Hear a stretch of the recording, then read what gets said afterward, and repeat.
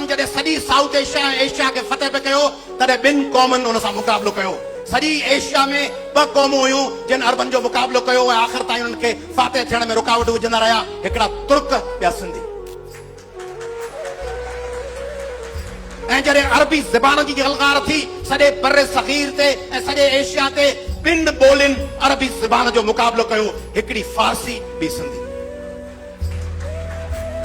ॿिन्ही ज़बानुनि मुक़ाबिलो कयो, अञा पंहिंजा पेर खोड़े बीठियूं रहियूं। इहे हुआ सिंधी, ईअं विढ़ंदा हुआ तगलकनि सां, खिलजनि सां, ॿियनि माण्हुनि सां मुक़ाबिला ईअं कंदा हुआ। ईअं तुगलकनि ऐं तुरखाननि सां ईअं विढ़िया। इहे सिंधी हुआ जेके ईअं मुक़ाबिला कंदा हुआ, जेके सरेंडर न कंदा हुआ। इन हद ताईं जो जॾहिं ॾाहिर खे शिकस्त आई अरबन जे हथां, उन वक़्तु एजाज़ुल हक़ क़ुदूसी, आऊं कोन थो चवां, एजाज़ुल हक़ क़ुदूसी तारीख़ में लिखियो आहे। छा थो लिखे? चए थो इब्न क़ासिम जॾहिं मुक़ाबिलो पे कयो त इब्न क़ासिम जॾहिं सिंधियुनि जे लश्कर हमलो कयो, एजाज़ुल हक़ क़ुदूसी जो वञी किताब पढ़ो, तारीख़ ते तारीख़नामा पढ़ोसि वञी।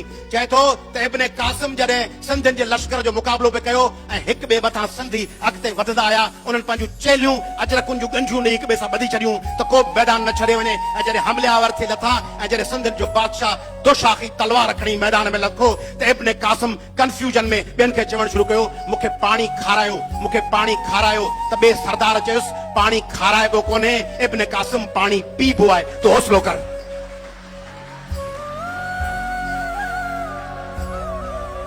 सिराज उन्हनि तारीख़ जे वाक़िअनि खे पंहिंजो रस्तो बनायो आहे। ऐं पोइ जॾहिं शिकस्त आई सिंधियुनि जी फौज खे, तॾहिं सिंधियुनि जी राणी लाड बाई पाण खे किले जी दीवार तां हेठि उछलाए छॾियो, पाण खे मारे छॾियो, सरेंडर कोन कई। सिंधियुनि जी न्याणी लाड बाई अरबन जे घेरे में गुलाम थी जीअण खां किले जी दीवार तां कई फुट उतां टिप ॾिनई ऐं 50,000 सिंधी सूरमनि जी वॾियुनि ज़ालुनि पाण खे सती करे साड़े छॾियो, गुलाम कोन थियूं, पेश कोन थियूं। 50,000 औरतुनि पाण खे सती करे छॾियो।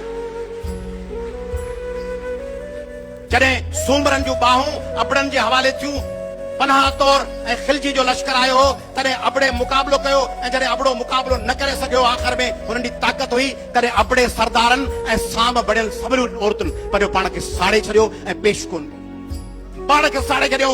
गुलाम थी, बांदियूं थी, उन्हनि जे महलनि में बेरा ऐं वेटर थी जीअण खां उन्हनि पंहिंजे पाण खे मारे छॾियो, सरेंडर कोन कयो।